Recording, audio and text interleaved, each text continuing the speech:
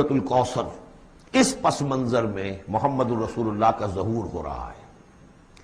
یہ تین صورتیں جو ہیں اس نے پس منظر رکھا، ایک نے تاریخی، ایک نے ان کا معاشی اور اقتصادی، ایک نے ان کی اخلاقی اور مذہبی حیثیت۔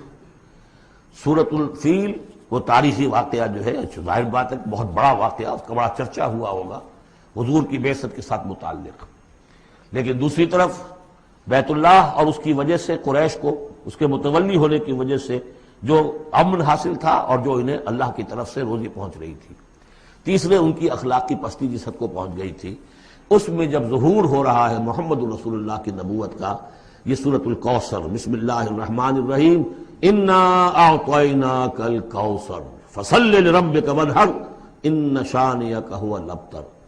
اے نبی، ہم نے آپ کو خیر کثیر عطا کیا۔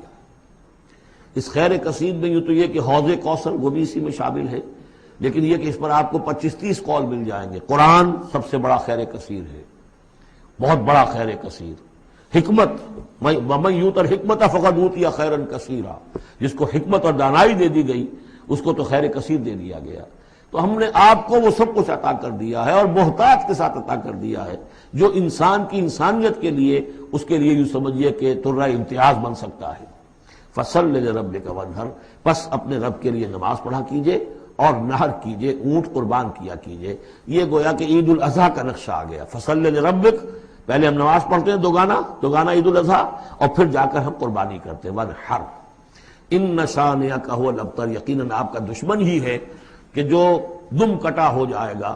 اس کا پس منظر یہ ہے کہ جب حضور کے ایک صاحبزادے بچپنی میں فوت ہو گئے تو کچھ جو کفار تھے مکے کے، انہوں نے بڑی خوشیاں منائیں کہ ایک ہی بیٹا تھا، باقی تو ان کی بیٹیاں ہیں۔ آپ کو معلوم ہے کہ 4 بیٹیاں تھیں حضور کی صلی اللہ علیہ وسلم، لیکن یہ کہ بیٹا جو تھا وہ ایک ہی تھا، وہ اللہ نے اٹھا لیا، تو بڑے خوشیاں منائی گئیں کہ یہ تو اب دم کٹا جیسے ہوتا ہے جس کا کوئی پیچھے نام نہ رہ جائے۔